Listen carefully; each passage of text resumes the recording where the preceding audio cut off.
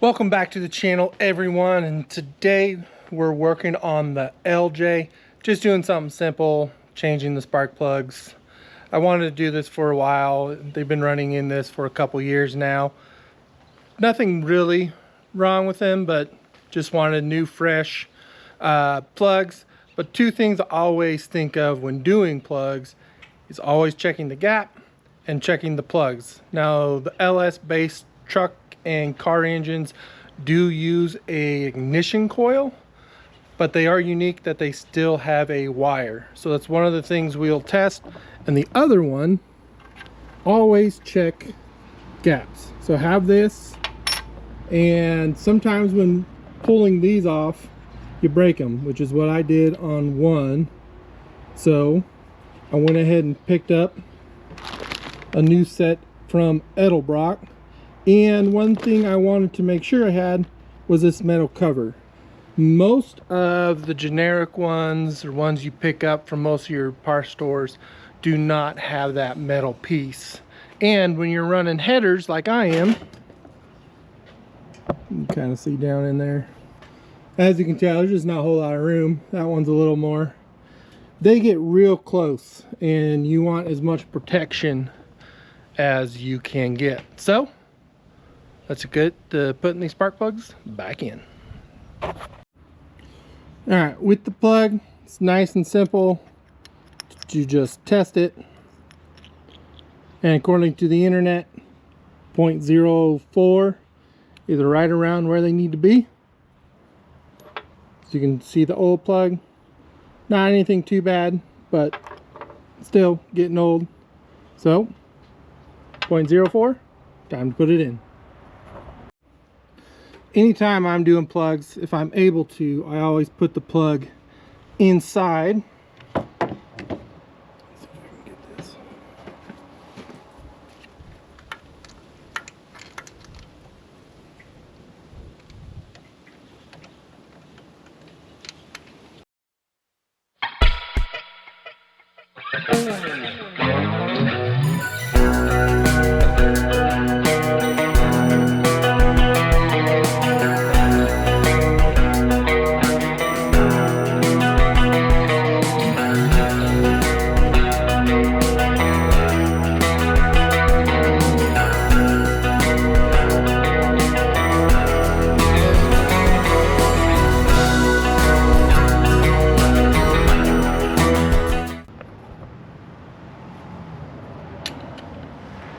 So I had to reposition it as I knocked over the GoPro.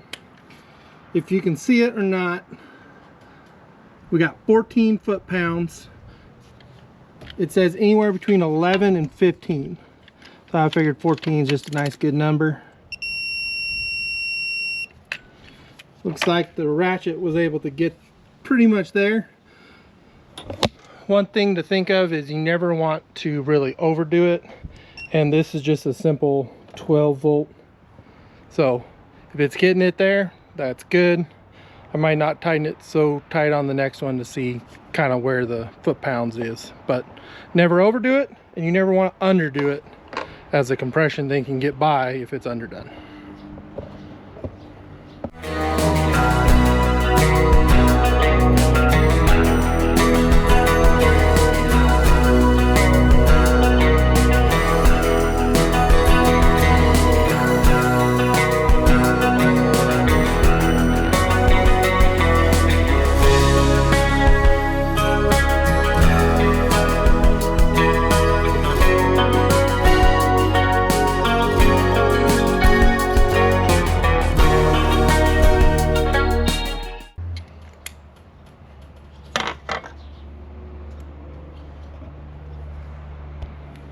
So as you can tell there, 14 foot-pounds is not very much. So just beyond finger tight.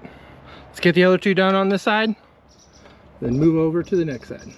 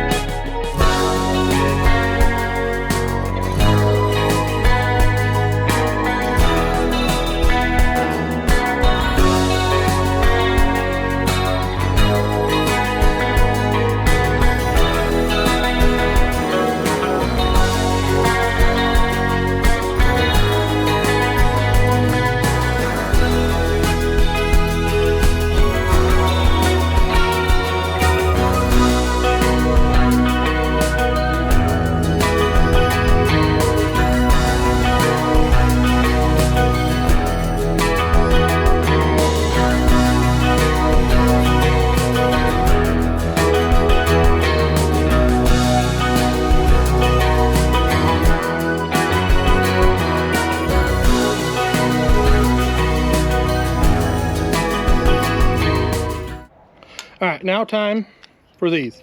These are pretty self-explanatory. This end goes on the actual ignition coil.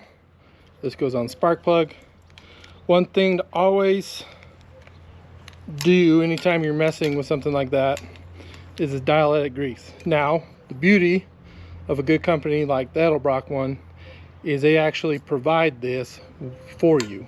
So you always just want to put just a little bit, if I can get it out. And then it's pretty hard to actually attempt to put anything in there, so I might just try to put it on the end of the spark plug. That way it gets that good contact. And if there's moisture or whatever that might happen, this will help. Stupid bugs. Those will just help with that. Get that done now.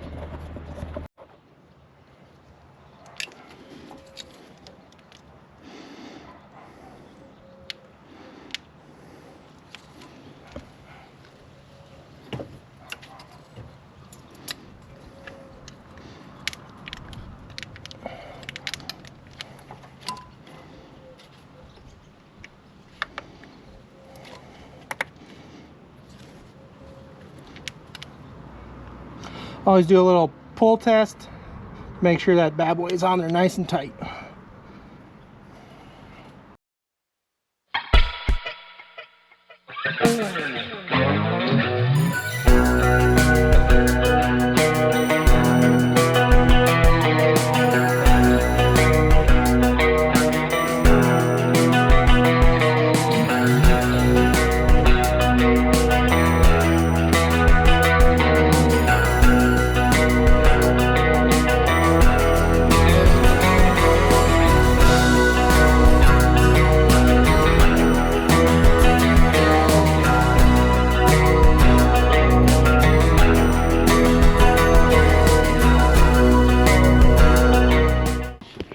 Alright, and that's basically the driver's side. Is it the proper way to put dielectric grease on the spark plug side? Probably not. Better to try to put it on the plug, but every vehicle is different. Whether you're able to do that or not, we're able to at least get something on it, which is better than nothing. And as you can see, it cleans it up a little bit, and just the most important is that metal right next to the headers, just to help keep a nice, good, even flow, which is what you want when you're having that spark going to the plug. Now off to the passenger side, same basic process, just a couple other things in the way. Since this is an L swap into a vehicle, not a factory, as you can see this side, just a little more things in the way. Other than that, same exact process. I hope you enjoyed that. Something nice, simple, and basic. If you have any questions, hit me up. Thank you for tuning in. We'll see you next time.